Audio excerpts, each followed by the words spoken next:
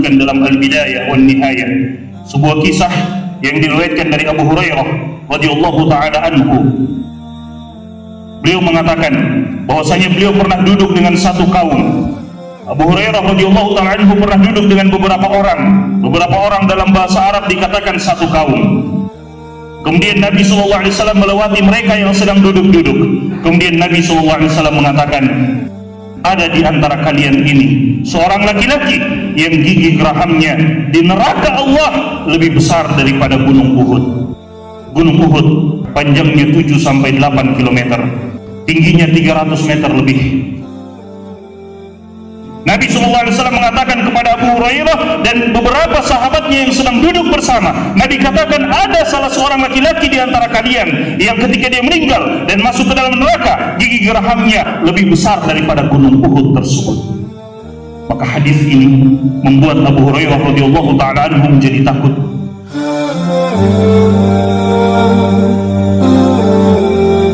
Hari berganti hari, orang-orang yang duduk bersama dengan Abu Hurairah pada waktu itu semuanya, atau julluhum, kata Abu Hurairah, sebahagian besar dari mereka telah meninggal, dan mereka meninggal dalam keadaan beriman, meninggal dalam keadaan bertakwa kepada Allah Subhanahu wa taala. Yang tersisa adalah dua orang, Abu Hurairah radhiyallahu taala anhu dan salah seorang laki-laki dari Bani Hanifah yang disebutkan namanya Ar-Rajjal bin Unfuah.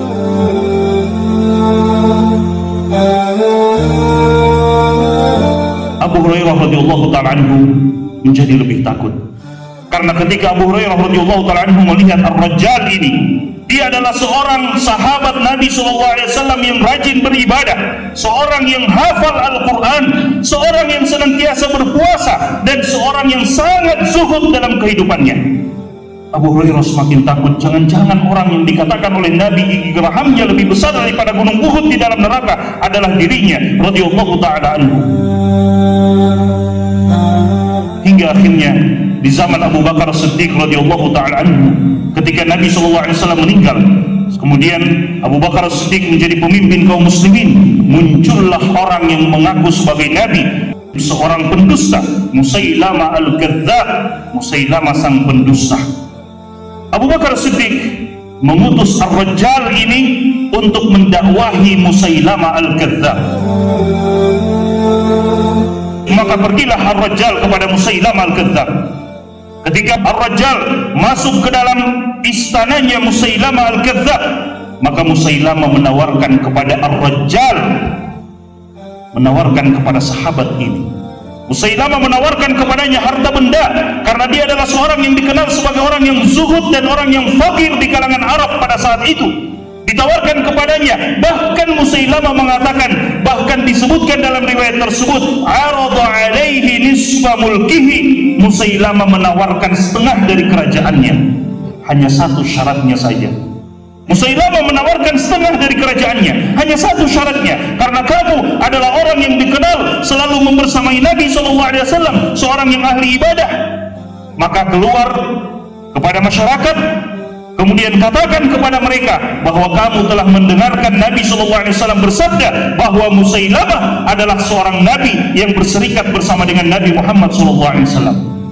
Tertipu dengan dunia, lupa dengan hafalan Al-Qurannya, lupa dengan ibadahnya, lupa dengan kesehariannya bersama dengan Nabi SAW. Dia pun keluar dari tendanya, dari istananya Musailamah, mengumpulkan manusia dan mengatakan bahwa aku telah mendengarkan Nabi Muhammad SAW bersabda, Musailamah adalah Nabi berserikat bersama dengan Muhammad SAW. Maka banyak orang yang kemudian mengikuti Musailamah al-Kadzdzab hanya karena perkataan dari Ar-Rajjal tadi. Jemaah sekalian yang dimuliakan oleh Allah SWT, akhirnya Abu Bakar Siddiq mengirim pasukan yang pada waktu itu dipimpin oleh Saifullah al-Maslul, pedang Allah Subhanahu wa taala, Khalid bin Walid radhiyallahu taala anhu, kemudian membunuh Musailamah al-Kadzdzab. Dan yang membunuh Musailamah adalah Al-Wahsy, yang juga membunuh paman Nabi SAW semasa beliau kafir.